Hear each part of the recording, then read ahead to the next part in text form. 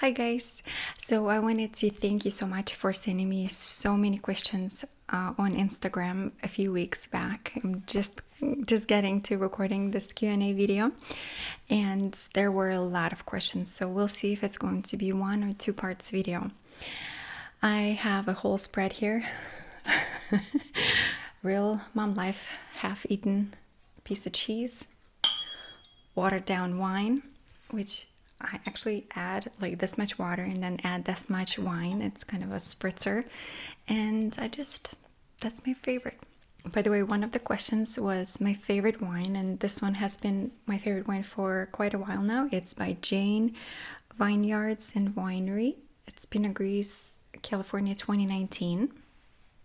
It's kind of bright. I love how light, crisp, and like quality this wine is. It's about $16 per bottle, and I usually don't drink a lot. I do my best to drink maybe just a couple times a week, and I'm trying to cut that back too. So cheers. I feel super rushed. I really hope that I can relax into it. Okay, I hope you can appreciate me looking like an everyday Maria too. So we'll start with number 1 question, and it's been like every other person asked me this question, and it was, will we have more children?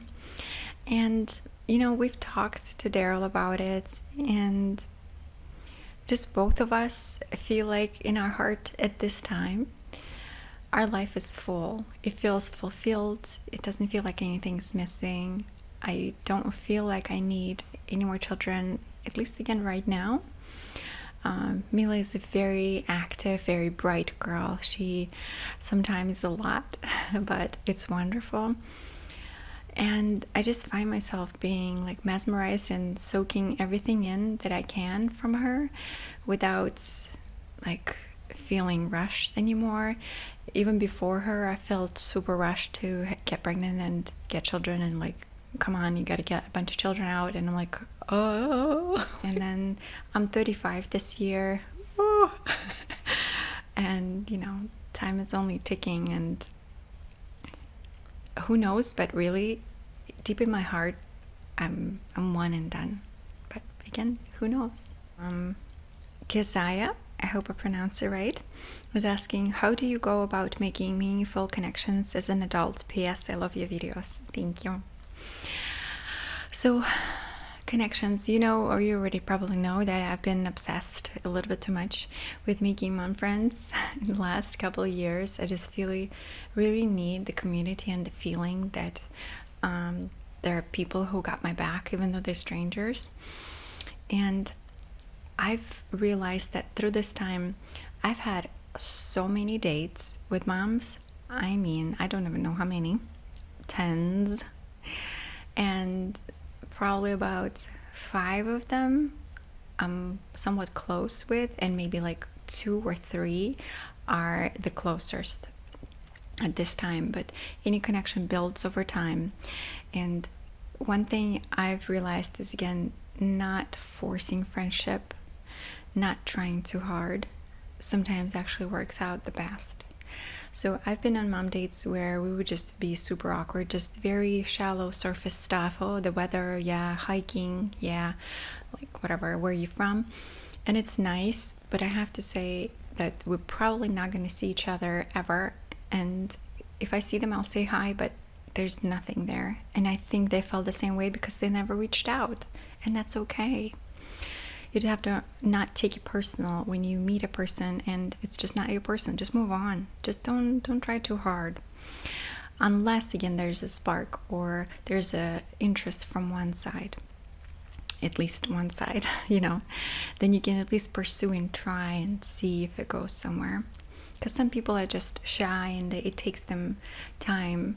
But you can usually click with energy, you know. So I've met a couple moms that are totally clicking with me. Like as soon as I started talking to them, it was effortless. One of them just opened her heart to me and not cried, but she like poured it out there, you know, like with a heavy subject right away. And in some sentences, in some cases, it will be too much. But for me personally as a person, I love deeper connections. I love deeper conversations. I love to see how we actually match, not just on the surface level, but actually, like, I want to feel your heart. I want to know what kind of person you are. And you can see that through their stories of both happiness and grief. Same thing goes for everyone. Authenticity, opening up yourself, not being scared to show your true colors will actually help you. Because if you don't, you're just going to waste everybody's time, your time, that other person's time, if you're just pretending to be a certain person. I've noticed that complaining about certain things, like you have to complain about the same things. I've noticed that again, you have to not like similar things so that you can like bounce off of each other. You know, if you're trying to make friendship, if it's just an acquaintance, then don't go deep. Just do like, hey, hi, hey neighbor, nice car, blah blah. You know, okay, I'll stop rambling. What do you do when your creativity burns out? Angie. Thank you, Angie. That's a good one. I burn out like every month. I think I'm creative about 10% of the time. And then the rest of it has nothing to do with creativity, I find. It's more about diligence and persistence, and analytical mind sometimes kicks in better than creativity does. And sometimes when I do burn out, which is all the time, which is normal, by the way, it's okay. Everybody's like, oh, you burn out, you must quit. No, you don't quit. No, that's not how life works. I mean, good luck. You're going to burn out on everything. You're going to burn out on exercise. You're going to burn out on dieting. You're going to burn out on your relationships at some point. You're going to burn out on everything. Just, you have to push through. You have to stop yourself, consider what's important here and what's not.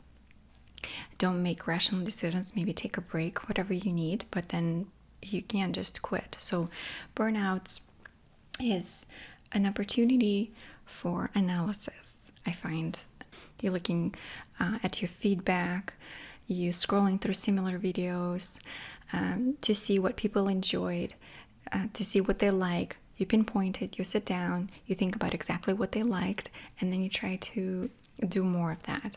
And I think everybody's doing it, so that's it. During burnout, you turn on your smart hat and you do analysis. Are you no longer into natural skincare? And if so, good for you. Okay, thank you.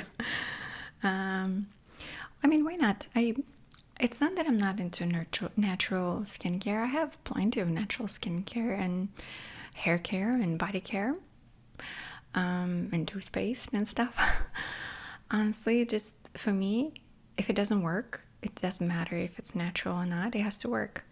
So here's a great example. People are not gonna like it, and then a lot of you are gonna suggest more. And I'll tell you this, I spend about $100 or more on natural deodorants. And I've yet to try one to actually work. So natural sometimes does not work, and I don't want to waste my time or money on resources, packaging, and nerves, and time, and money, and try to fit into the category if it doesn't work. I know that was a real sassy answer, but I truly feel that way. Like, I know retinol is not natural, and I do not care because it's one thing that works amazing, and I'm yet to try anything natural that at my age will actually do that much difference on my skin. So what are some of the things you miss about Russia? Definitely will be a 2-part video. I miss everything, you guys. I miss my family, of course. I miss them like crazy. Haven't seen my sister in a very long time. In 4 years now. I miss the lack of symmetry. I miss the lack of cleanliness. Is that weird? I sometimes miss the simplicity. So like in America, everything is very straight, and which is something that people who are new to America really like. Like when you come from Russia to America, you're very satisfied because a lot of things are very clean and cut and precise. In Russia, it's more like, oh, the grass grows there. That's fine. No cutting. It grows. That's all we need. I miss, again, like I said, bluntness of people, but I probably don't. I miss that you can just go to any river and take a swim, where here you have to like go to specific parks and beaches that have guards, and I know it's for your own safety, but also it's limiting. I miss my childhood. I miss the sensation of safety. You know that feeling when you have mom and dad near you and you feel safe, like they got you. Once you separate from your family, you lose that, like your blanket, and you feel under attack, like all the time. So, and when mom and dad are there, you're like, oh, okay, I can relax. It's much nicer. So I miss that feeling. Lindsay is asking, what are your celebrity girl crushes? I need to know. Okay, so I think my latest girl crush is, I don't know her name, I'll put it here. She's the actress that plays Georgia in Jeannie and Georgia, the blonde mom. Oh my god, this girl is just so sassy and smart, and she's like got it. I look at her and I'm like, oh my gosh, I want to be just like you when I grow up. I really like her, so she's really hot too, so I like her. How did you know Daryl was still the one for you through tough times? Caroline. Thank you, Caroline. Good question. So tough times in the relationship is hard to go through, but actually super learning experience, because you get to see the person from a different side without filter, at least most of it. And you can actually see how the person treats other people, treats you, objects around you, and how they argue. And it can tell you a lot about what you feel about them and what's important to you. And if they fight the way that is really not cool, like really not cool for you, like you cannot stand it, so there's violence or abuse of some kind, then you know it's a way out. It's kind of, you make a decision there. But if you fight and then after the fight you look at everything and yes, it wasn't fun. Who likes to argue? Nobody likes to argue. And you realize that they argued fairly, then you make a decision. Was that good enough for you for arguments? Because you will argue with everyone. There's no way around it. You just have to find someone who you like to argue with. Meaning it's on the level where you can stand it for many, many, many, many, many years. If it's the kind of argument that you cannot go through many times, hard to deal with. So, hi Maria, my name is Corey. Hi Corey. Please tell us about your favorite pizza toppings. Well, girl, pizza.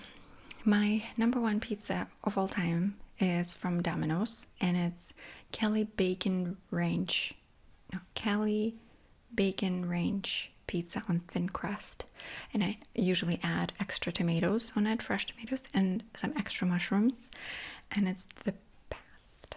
Cali Bacon Ranch with extra tomatoes and mushrooms. Yeah. Sarah is asking advice to young women who struggle with body positivity. Oh, sweetie. I'm not in a perfect size myself right now, but I have to say lately I've started doing something, and maybe that will resonate with you. For me, I've realized through the years that being the right size is not necessarily the right thing. It feels good, but what's more important is to feel confident. And feeling confidence comes from doing something. and creating something and finishing something. So when you start something and then you finish it, like a workout. So for me, food is a little bit harder to maintain because it's just something that I like to do, is to eat. I feel the most positive when my body feels tight, meaning when I've worked out, for example, for a week or two, a few times a week, I feel accomplished. I feel more confidence. It doesn't matter that I'm still the same size potentially, but my body, my muscles have been worked. I feel like I've done something. It feels good and I'm proud of it, of each step, not the final result, which is very far away, but right now. And that tightness in the muscle, you know, that pride that you feel about yourself when you have accomplished the workouts, especially when you're just starting. Now that's what I find to be a body positivity, is that sensation of you doing something and accomplishing. If you do lose weight at the end, perfect. This is great. That's pretty much what we want at the end, potentially, but being more mindful of yourself is much more important. And I've realized something also recently as a new mom. Oftentimes, I make sure that my daughter has at least few hours of straight up activity, or opportunity for activity, I should say, outside or indoors, but mostly outside, to blast the energy out. So listen to it again. I make sure that she goes for 2 to 4 hours of fast activity. So we're doing outside, actively doing something, she's doing it, and most of the time I'm sitting down.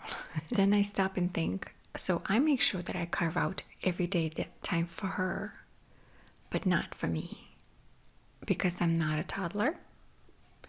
And then I realize I'm also an adult, so I probably have more energy to burn off. So I have to allow myself and give myself time, preferably every day, but let's face it, it's not possible sometimes, to let myself find time for myself, to have an exercise time, to burn off my steam and my energy. And that in the last couple of weeks has literally blown my mind, because I made a connection and I see how both of them are very important. So becoming a mom really has changed me a lot, because I really look at people as children, but I also look at myself as a child. I recently, if I don't like a day or it's already a crazy morning, and I've noticed that if I take a picture of myself and I like smile and everything early in the morning, like it's a terrible picture, but it looks cute for me. And I look at myself and I just say all the good things that I think my mom would say to me. And I know she would say, "You look so beautiful. You're exactly how you should be. You're wonderful, you're bright. You're stunning. You're light. You're exciting. You're understanding. You're fun. And you're beautiful. And your body is great. Your body carries you every day." So all of that really hits home sometimes for me. But again, most of the time it's this, again, realization that I have to give myself a chance to blow off the steam. Like, that parallel just totally blew my mind. So anyway, that's all I can really say about positivity right now, body positivity. I hope it helps, but again, it's a marathon. There's no end. It's a forever thing. What hobby is your favorite lately? Is there one you love to do that we don't know about? Emma. Hi, Emma. I love Emma, and I love that name. I kind of started thinking about doing sewing a little bit, because my curtains are off, like a random sizing, and then there's a lot of clothing that Mila wears and I wear that I'm like, I wish I could learn how to hem things and like stitch it up a little bit. So I'm kind of interested in that. My mom is actually very good at sewing, and my sister is a professional, as you know, pretty much tailor. So we definitely have our hands for that in our family. So I'm pretty sure I could be good at it. But slowly I'm building up to it. Not a hobby yet, but more of an interest, and I'm researching and actually looking at a few sewing machines at this time. So I hope it will be a hobby one day. Maybe I'll make a video about it. What mommy vlogs, mom influencers do you like to follow? I'll go check it out. Hold on one second. So I like this lady. Her name is Brittany Vasseur, I guess. I like her stuff. It's like TikTok, like quick fixes, but they're really, really helpful actually a lot of times. I also like this Hoppa family, and especially love her Montessori at home.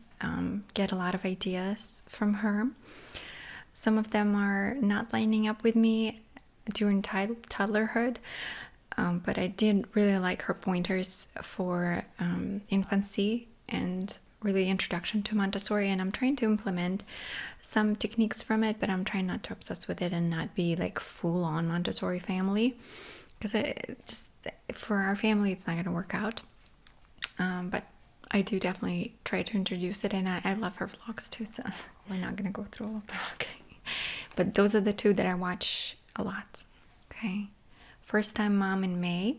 What are some things you wish you were told in the first few weeks of having Mila? You want to know? I'll start by saying I'm in deep love with my daughter. I'm sure everybody understands it. I know that every mom and dad out there loves their kid like nothing else. We all know it. There are times when you get tested, okay? Emotionally, mentally, physically. And you're like, what?